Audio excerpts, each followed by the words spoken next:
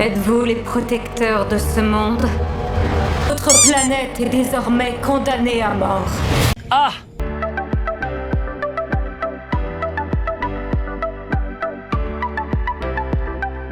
Bonjour aux cyniques et bonne chance aux autres. Sur cette chaîne, je ne prétends à rien d'autre qu'à donner mon avis. Ceux à qui ça ne plaît pas, je ne vous retiens pas. Étant forcé de suivre l'actualité, j'ai eu le malheur de tomber sur la nouvelle bande-annonce des 4 Fantastiques, qui confirme les rumeurs comme quoi Sue serait enceinte dans le film. C'est clairement dit. Ainsi, ce sera forcément celle qui lève le plus d'adversaires, évidemment. Avec le Hollywood Walk de ces dernières années, qui est surpris? Entre la Na'vi enceinte et la dame de la lance de la roue du temps qui défouraille des gars pendant qu'elle accouche, pourquoi s'arrêter en si bon chemin?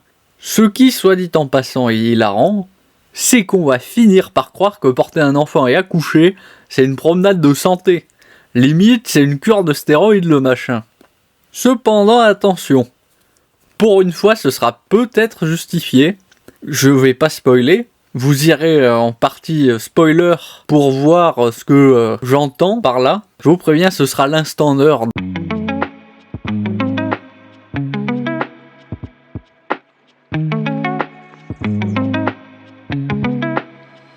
Bon la schtroumpfette d'argent là, à part faire saliver les ados sur ses formes à moitié développées, on va pas se mentir, hein, parce que c'est quand même un modèle réduit celle-là, et donner un modèle de plus à Rule 34, est-ce qu'on peut s'accorder à dire que les choix de son design y sont douteux? Pourquoi lui avoir donné des cheveux?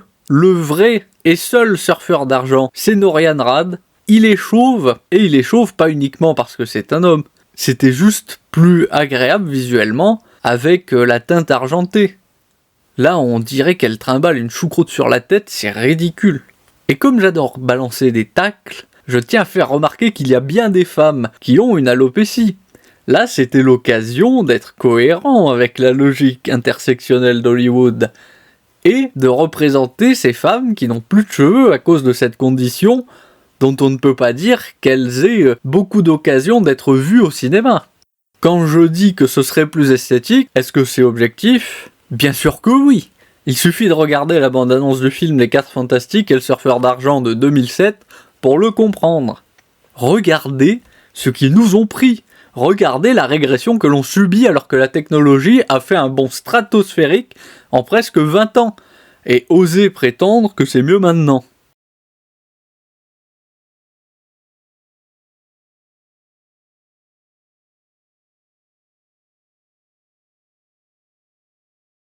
Ça s'adresse aux lecteurs de comics des années 2020 à 2025, en d'autres termes, à très peu de monde, vu l'écroulement des ventes de ce média, dont la masse des acheteurs se sont rabattus sur les mangas.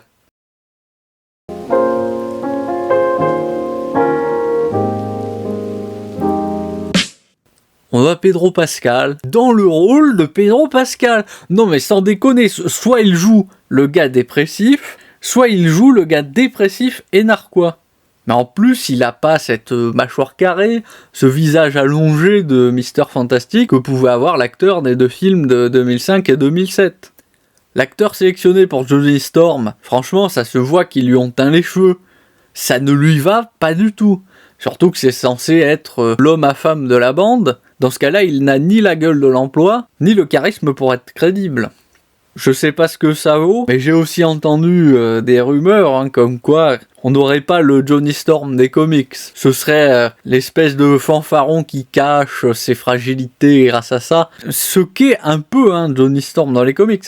Mais là, ce serait la version qui s'apitoie sur elle-même, qui est victimaire, évidemment.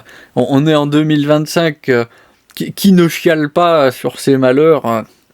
Bon, après Sue, elle est plutôt bien castée.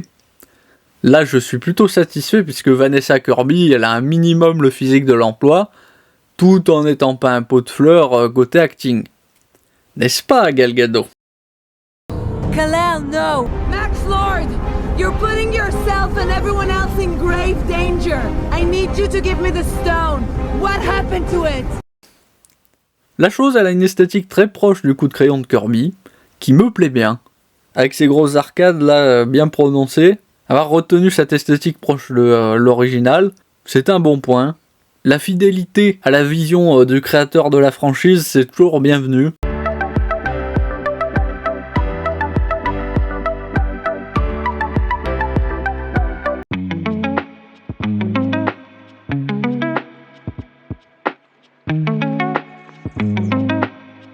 Histoire de prévenir les râleurs, je vais faire mon ordre. Si ça vous plaît pas, cassez-vous. Chacun chez soi et les hippopotames seront bien gardés. Comme je le disais plus tôt, ça pourra se justifier si l'enfant du couple intervient de façon majeure, même depuis le ventre de sa mère. Et pour que vous compreniez pourquoi, petite présentation de Franklin Richard, qui est l'aîné des enfants du couple, en face duquel Galactus devient une gazelle apeurée. Cette petite citation devrait vous aider à comprendre où Franklin se situe sur l'échelle de pouvoir de Marvel. On m'a dit que je serai celui qui survivra à la fin de l'univers et celui qui passera dans le prochain. Dans les comics, il a quand même été capable de sauver le multivers de la destruction uniquement avec ses propres pouvoirs. Rien que ça. Quand il était enfant, il a survécu à l'attaque d'un Céleste. Dans l'enfance, c'est un mutant de niveau Oméga, et quand il arrive à maturité de ses pouvoirs, il est au-dessus de la classe Oméga. En termes de puissance, il est l'égal des Célestes, dont la puissance est comparable à un Big Bang, quand même. Il peut modifier l'univers, créer des univers parallèles, ce qui en ferait l'occasion parfaite pour repartir de zéro dans l'univers Marvel, après le fiasco de Kang, mais aussi pour pouvoir embrayer sur le Docteur Doom, qui doit prendre sa relève.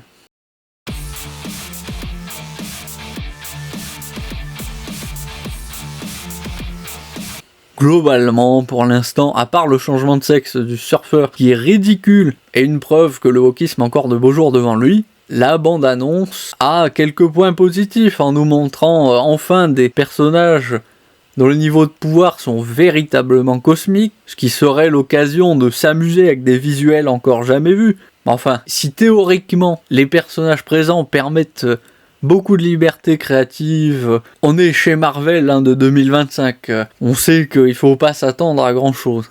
Or, la bande-annonce concrètement, dans les visuels qu'elle donne à voir, c'est plutôt déprimant. Bref, ce sera tout pour cette vidéo. Si ça vous a plu, mettez un pouce bleu, abonnez-vous, activez la cloche des notifications, et je vous retrouve au gré de l'actualité.